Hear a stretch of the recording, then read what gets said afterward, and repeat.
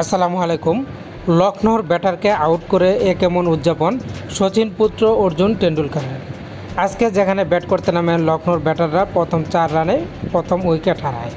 এরপর বল করতে আসেন সচিন পুত্র অর্জুন টেন্ডুলকার। ব্যাট করছিলেন মার্কাস স্টোনিস, যিনি কিনা ব্যাট করার সময় বল করলেন অর্জুন টেন্ডুলকার। বলটি গিয়ে সরাসরি তার প্যাডে আঘাত করে। এরপর সাথে সাথে আবেদন করেন এলবিডব্লিউর।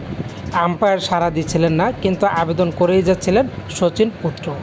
একটা সময় তার আবেদনে ঠিকই সাড়া দেন আম্পায়ার এবং মার্কাস স্টোনিসকে আউট ঘোষণা করে দেন। মার্কাস স্টোনিস তিনিও কিন্তু কম যাননি, তিনি কিন্তু সাথে সাথে রিভিউ নিয়ে নেন। মার্কাস স্টোনিস বুঝতে পেরেছিলেন অর্জুন টেন্ডুলকার যে এলবিডব্লিউ আউটটা করেছে, এই আউটটা হয়নি, বলটি অনেক উপরে ছিল। আর এ বুঝে তিনি রিভিউ নিয়ে নেন। রিভিউটা চলে যায় থার্ড আম্পায়ারের কাছে। থার্ড আম্পায়ার রিভিউ দেখেন। রিভিউ দেখার পর দেখা যায় যে বলটি স্টাম্প মিস করছিল।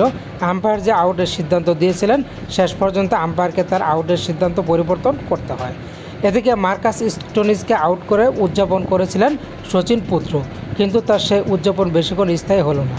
এদিকে সচিন পুত্র এবার আইপিএলে 5 ম্যাচ খেলে 3টি উইকেট নিয়েছেন। মার্কাস স্টোনিস কিন্তু সচিন পুত্রের বিরুদ্ধে আপিল করে ঠিকই জিতে গেছেন।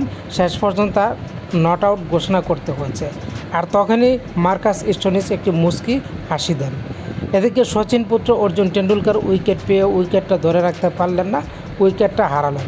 আর এতে করে তার মন খারাপ হয়ে গেল, তাকে বিষণ্ণ দেখাচ্ছিল। তো বন্ধুরা, আপনারা কি মনে করেন যে এই ম্যাচটি মুম্বাই জিততে পারবে?